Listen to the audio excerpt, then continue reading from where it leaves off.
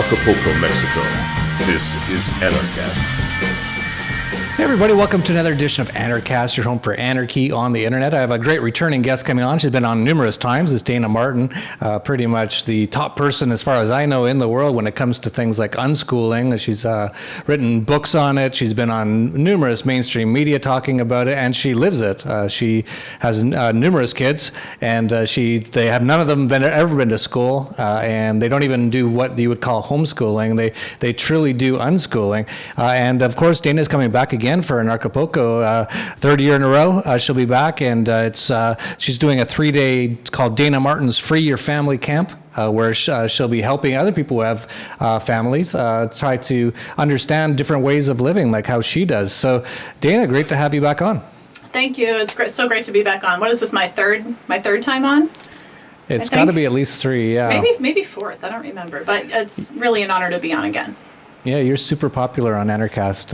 It's because you're one of the only people who really is sort of a leader in this area of unschooling. It's really quite a small area, unfortunately, but it is growing. And you've really been, just sort of one of the leaders in the area. And it's something that I'm just fascinated with, having 2 kids of my own. And I've never liked public school, of course. And even the whole homeschooling thing didn't sound right to me.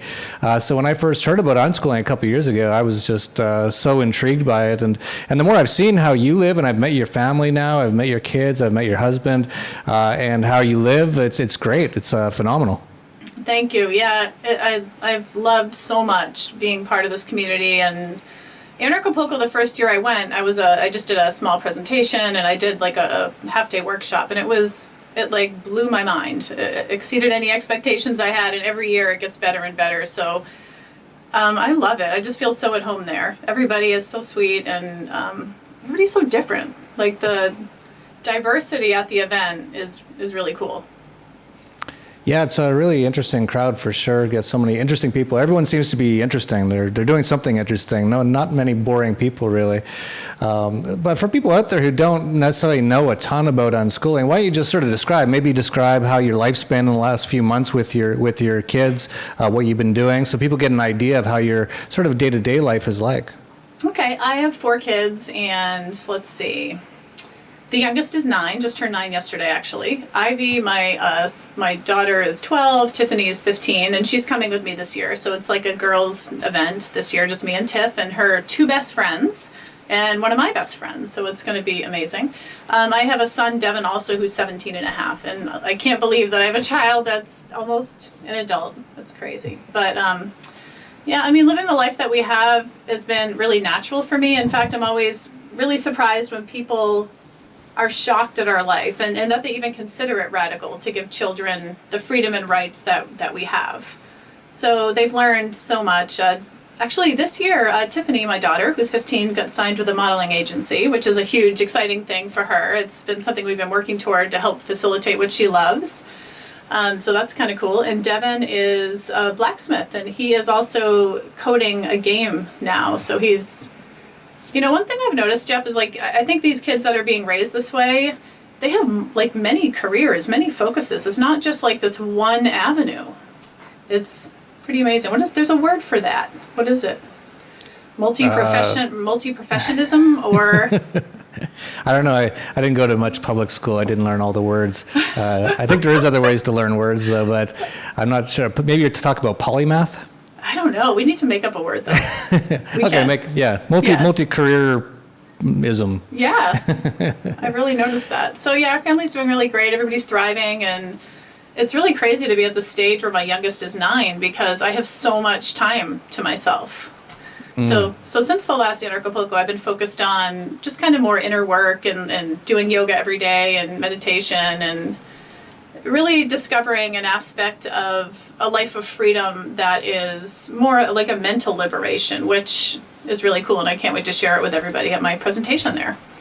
Yeah, I actually want to talk to you more about that because I'm super into that stuff now too. I just finished, I actually do about 3 hours now every morning of essentially yoga, meditation, exercise. And it's truly unbelievable to me that I'm doing that much, but I actually enjoy it that much. So I'm actually reached that level now where I don't even ever really want to stop. Like it just sort of, I should probably stop, I should probably do something else. But otherwise, I'm just so into it. It's just been phenomenal for me. Before we get into that, though, you brought up an interesting point in that your kids are getting older now, and it gives you more free time.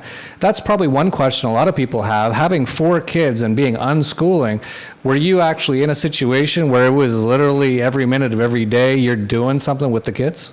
Yeah, I mean, every day is different, but there were times where, I wouldn't sit. I'd go from one child to the next to help them, and yeah, it's been a very hands-on role since, oh my gosh, like 18 years now. So it's really cool to have that freedom. But I do miss it. I think there's a shift happening in our family where everybody is just so able to take care of themselves in every way. I mean, my 12-year-old Ivy, who just turned 12, who you met, she like makes dinner for everybody now. Like, and I'll be like, well, I guess I could clean a toilet. Like, so I think because I have so much free time, because they're so self-sustaining and self-motivated and constantly facilitating their own learning at this point, I need to focus on myself and what I'm going to learn next. So that's kind of cool.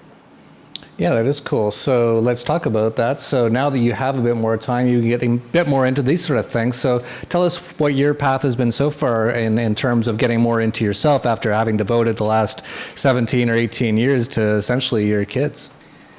Yeah, it's pretty crazy because for one, I never imagined living a life like this. Like I never set out to be like a radical of any kind or an anarchist or an unschooler. I never knew what any of this was. And it came so natural to me.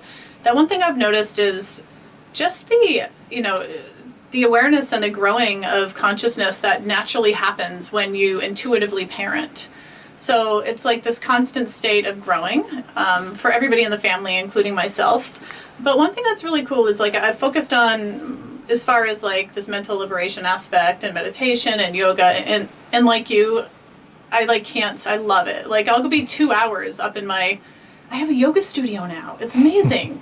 But because Devin moved out over Joe's shop, so he has his own like apartment, and now like I have his own room, which is like I call it my ashram. It's kind of a joke in the family. But I'm really focused on this advocacy more, though, which, writing tons of articles and been focused in my Facebook group, really helping people come to this life. So I wasn't sure if I would burn out of this. I've been at it for a long time, but the more mentally liberated I get and the more levels of freedom I find, the stronger this passion is. So I'm just even deeper in it now, I guess. Yeah, I'm sort of very similar in that I've been kind of spending the last 10 years sort of fighting the external forces against freedom. And what it sort of led me down the road to over the last couple of years is realizing that the biggest sort of detriment to my own true freedom was actually mostly myself and my brain and not fixing the issues I have in my own self and not getting rid of all those sort of fears and the anxiety and all that kind of stuff and getting to a place of complete sort of peace, which is sort of where you get to with all this yoga and meditation sort of stuff. And for me, it's just been unbelievable. Like you, I had no idea I'd end up where I am at this moment in time. I actually thought I'd be dead by now, the way that I was living, and then I didn't die, obviously, and then I figured, I'd just be out partying, and I was that kind of person for such a long period of time, and now it's like I just wake up,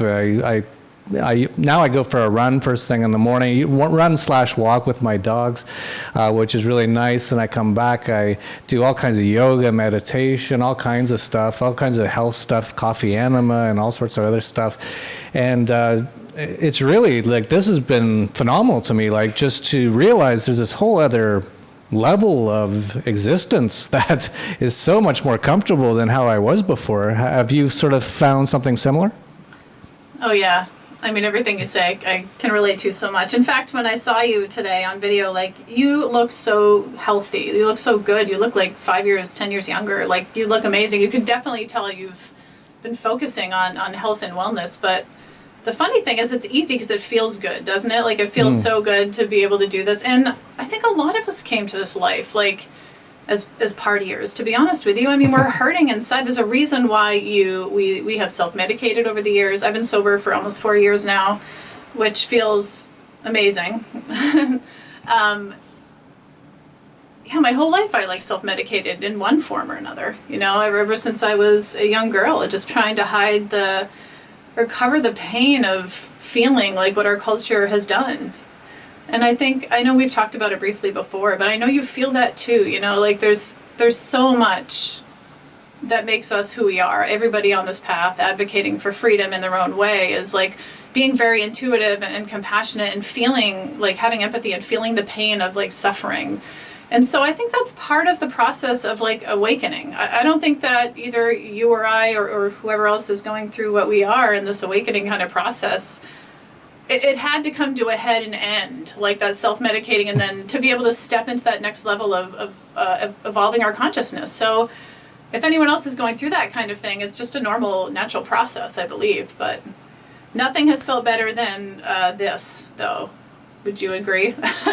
You know. Yeah, I totally agree. Yeah. I wish I knew about this. I guess, like you said, though, maybe I had to go through all that other stuff to understand why this is so good. I truly believe it. Yeah, for sure. Yeah, or maybe not. Maybe I could have always been this way. Maybe no one told me, and that's actually the case. Like, I definitely had no one telling me when I was 20 that I should probably not party so much, that I should probably get into yoga, meditation. That's where I'm going to find some real sort of, peace and actually feel good.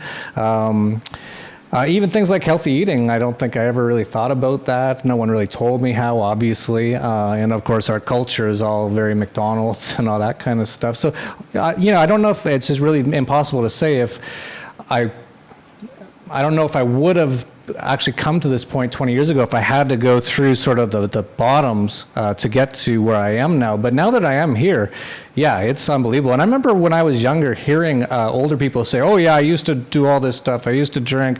I used to do all this stuff. And it's so much better now that I don't. And when I was younger, I remember hearing that and saying, whatever, it's probably not true or whatever. So now I'm that guy saying that. And there's probably a young person out there probably going, yeah, it's probably not true. It's totally true. I don't know if maybe that's just something that happens with age. Maybe I'm getting older. I don't know. But yeah, it's a million times better. I wish I knew all this stuff years ago. But again, like I said, maybe that's just the way it had to go. Yeah, definitely. And I don't know how many people are really doing this kind of stuff. It's definitely kind of on the fringe, yoga and meditation, but more and more people are coming to it. I mean, I didn't know anyone when I was a kid that was doing anything like this. So it's almost like it's coming, this as an option is coming to all of us, that are helping to spread this message of freedom and peace, so we can just be better instruments of it. So that's my take on it. Yeah, and as I sort of said earlier, like, there is so much out there that is bad in the world, but really a lot of the work that I've found now needs to be done inside just as much as on the outside, if not even more on the inside. This has been like a real journey to discover. Like, I didn't know anything about really myself before. I thought I was fine. I and now it's like after a couple of years of this, it's like every day I'm finding out new things and I'm discovering new things about myself, and it's just been quite a wild journey.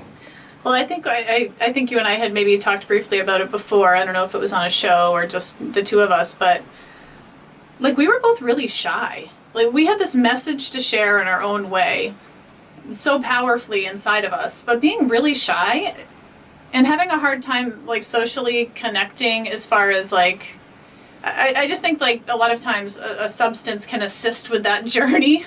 Like when I was in a public situation, it was new for me. I was not expecting to be known for this. I was thrust in these situations with TV in different ways where I had to be social, and I was so nervous that when I'd have a drink, I just felt so much like how I thought I wanted to be, but it didn't lead in a good place, because you become too dependent on it, and you know how it is. It just kind of takes over slowly, but it's like well-intentioned. Nobody plans to be in that space. I'm kind of grateful for it in a way, because I don't know if I could have had that bridge to being confident to speaking maybe with people. I don't know. I don't have regrets, though. I know every bit of it made me who I am, and I love who I am now, so it was all worth it. Yeah, it's been interesting. Just even getting rid of the cigarettes was interesting to me. I started smoking for a number of reasons. One of them was I was super stressed out at the time. I got through major business problems a couple of years ago that still to this day are problems, but I've dealt with them now, or I've emotionally dealt with them. And I also was, just kind of like I didn't care anymore. It's like whatever. It also kind of, made me feel good a little bit better than what I was before. And I had this sort of thing in the back of my head. It's like I want to start smoking to find out how hard it is to stop smoking. I kind of have this thing. I want to try everything once, sort of a thing.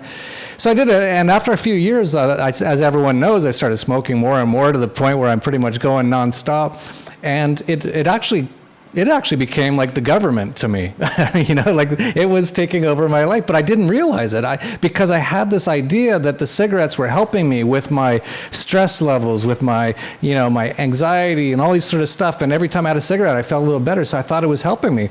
But the actual fact was that it was actually causing most of that anxiety and stress because you're in constant need for another one. And I didn't realize that. And I'm not the stupidest guy in the world. And I did not realize that. And so once I realized that, and I read this book called This Easy Way to Stop Smoking by someone, Mr. Carr, C-A-R-R. If anyone out there wants to stop smoking, just read that book. I made it halfway through the book, and I just never even thought about smoking again. It was just over. I was like, ugh, it's such a scam. I thought these things were helping me, at least somewhat. Like I knew there was a lot of negatives to them, but I thought there was some positives. There's no positives to it. It's just like all, it's all psychological. And a lot of it's sort of like almost like brainwashing stuff that goes back to advertising and all kinds of stuff. It's amazing. This is all the stuff I'm figuring out now that I'm more like aware and awake and conscious and all that kind of stuff. And so my point is, like, every time I get rid of one of those things, and now I'm on to like new ones that I'm okay, now there's another part of me that kind of is always causing problems, but I never realized it was a problem, and it's driving my behavior in one way, and I got to get rid of that. And I just constantly just going through these things. It's just been phenomenal. So I just it's not just the yoga, it's not just the meditation, it's not just the eating good, it's not all the other things, the psychedelics, it's not any of that. It's not just one particular, not the hypnosis therapy I did for a little while. I think it's just pieces of all of it, and also just a massive desire to achieve a different level, a better, happier level. And that's one thing I've learned in life, is that if you really truly want to do something and you really focus on it, you pretty much always will achieve it. That's what I've always found in my life. And I know I can't be the only one out there that this is happening to. And I really, truly, about 2 years ago, I wanted to change. And I've sort of reached this point now where I really have.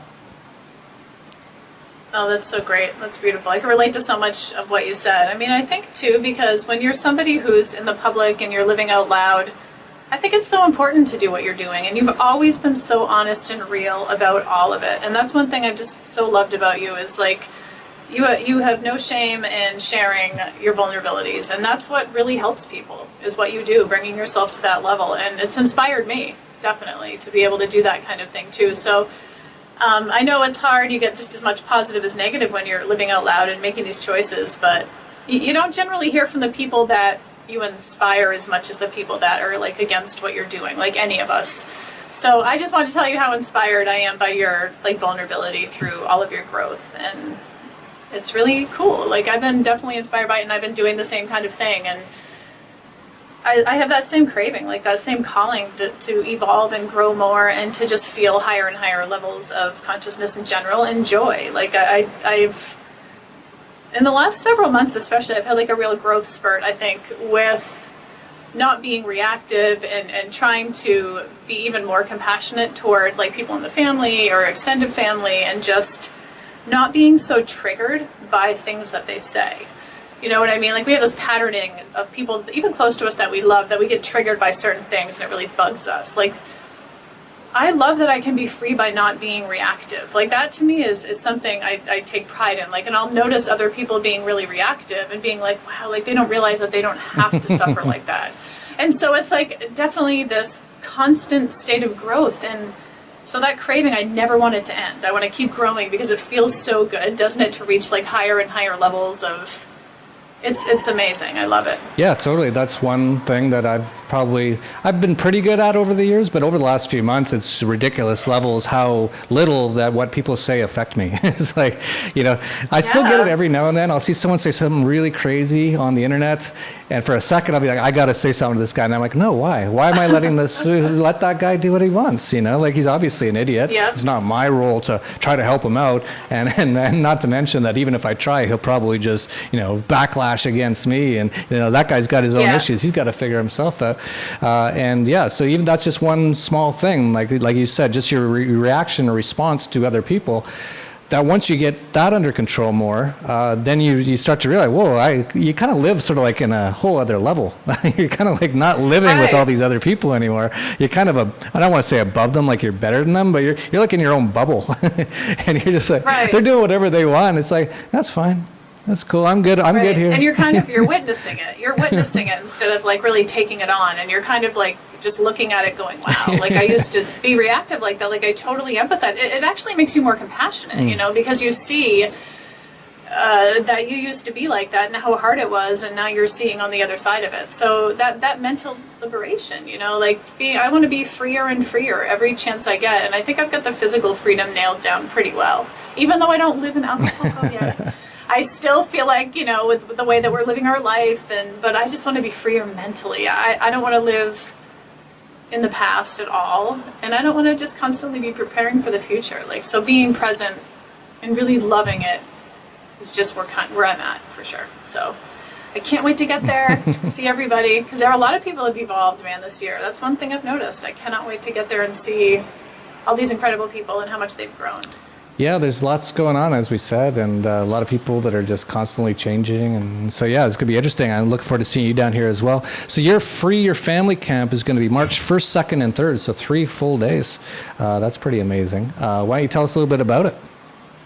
Sure, yeah, it's crazy that it's grown like that. I can't wait to do it, actually. So it's a 3-day family camp. The first day is like a full day immersion into peaceful parenting and unschooling. And basically, we're going to be talking about the core concepts and like how to facilitate your kids' learning and the different ways to facilitate passions and how to bring as many resources into your kids' lives to learn and grow from. And basically what the educational side is, and then the peaceful parenting component comes in, where I'll be sharing about children's rights and freedom and how to live in partnership instead of the authoritarian paradigm.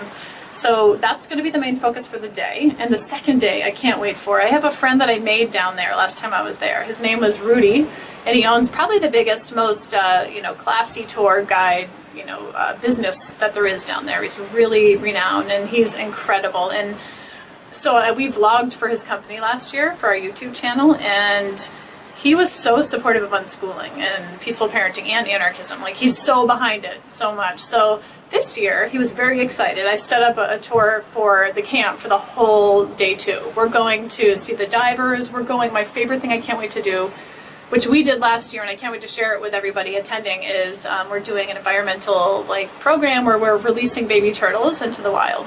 So we're doing that down there, which will be so cool. And I mean, all the tourist stuff, we're going to the chapel and all kinds of stuff. We're going to a market, like an old witch market.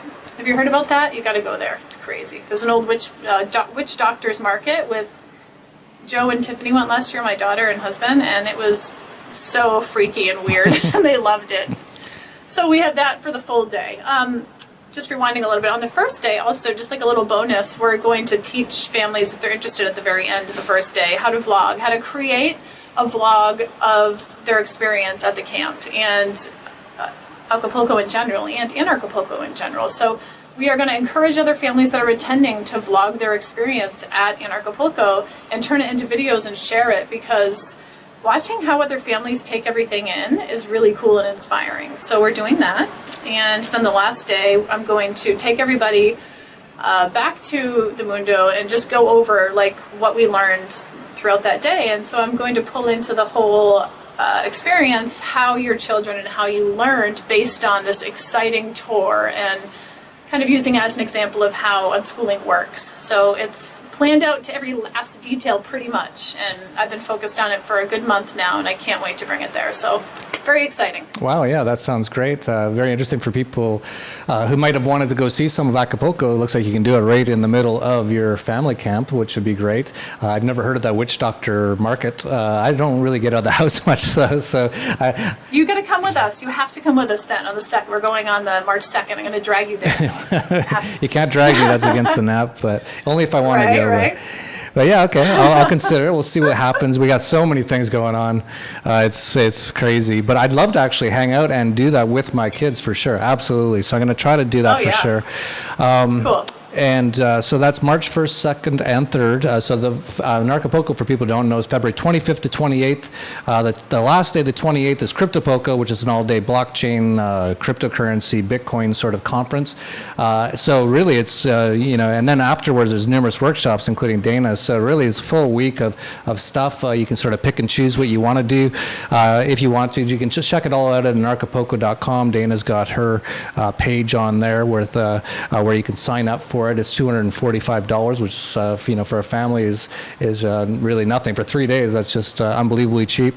And I should point out as well, Dayna, that the hotel, you haven't been, I don't know if you've been to this hotel or not, I don't think you have, but they actually have this full, giant sort of kids area. So for people who come for Anarchapulco, if you have your kids and they don't want to hang out at the conference itself during that period of time, you can actually just leave them there. And they took care of everything from toddlers all the way up to 17 years old. They got, a teen room with Xbox and with Nintendos. They got younger kids stuff. They got people there to look after them, all in the hotel. And I think it's very, very cheap, if almost free, just like almost everything in Mexico. So you can bring your family down, do that, and then afterwards go to Dayna's family camp. So much going on. So it's going to be just an insane week, but it's looking great. We're just a few weeks away from it now, and everything's falling into place. It's the first sort of really decently planned Anarchapulco. Even though Nathan Freeman was involved in planning last year, it was his first one, so it was a bit of a mess as well.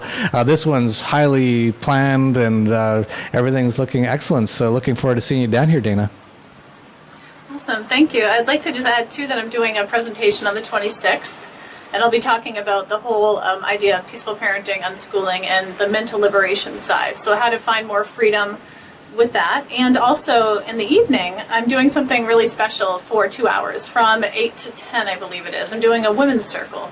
So my intent in doing this is because it seems like a really male-dominated, there's a lot of men at these events, and we love it. And they're all, really cool guys. We need to bring more females into it. This year, there's a lot of women coming. So this is like the first year where it's going to be really an amazing balance of energy. So my intention in having a women's circle is so many of us have dealt with really unhealthy female relationships. Everything from frenemies to gossiping to backstabbing.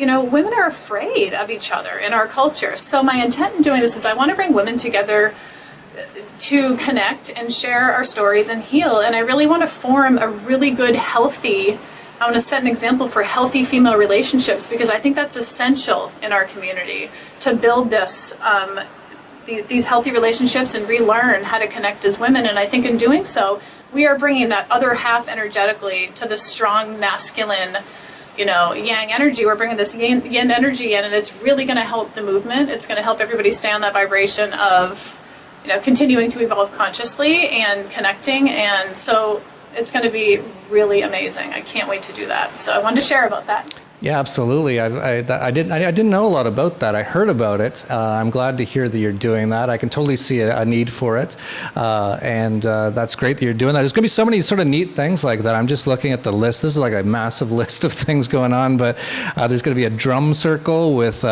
Derek Bros on February 28th. There's going to be a soul bonding workshop. There's a Sasha Daygame's doing his Anarchy in Dating or Anarchy in Relationships sort of workshop. So that's sort of similar to what you're talking about with the women's sort of stuff. So the men and the women sort of balancing it and all that kind of stuff. Of course, there's going to be a ayahuasca ceremony. So many things going on. So yeah, it's almost exhausting just talking about it, and we're not even there yet. So Right? We'll just sort of try to get relaxed, do a lot of yoga meditation, get ready for what's going to be a wild and crazy week. I'd like to thank Dayna for coming back on Anarchast. We'll look forward to seeing her down here again in Anarchapulco and for her family workshop as well, 3-day workshop, and also her women's, what do you call it, a women's drum circle or a women's? No, we're not. We don't have drums. Okay. Although I should invite Derek. He could be like our background music. No, just a women's circle. We're just calling it that. Okay. Yeah, so busy week. Hopefully a lot of people watching this can make it down to Acapulco and check it out. It's going to be just an amazing week of events. So check it out at anarchapulco.com. And if you like this video, please like, subscribe, share down below. That's it for Anarchast, your home for anarchy on the internet. Peace, love, and anarchy. Bye, guys.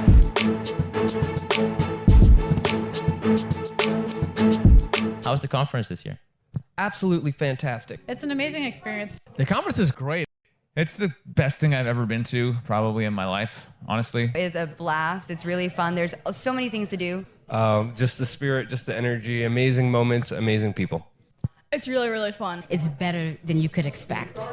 I think it's the best conference I've ever been to.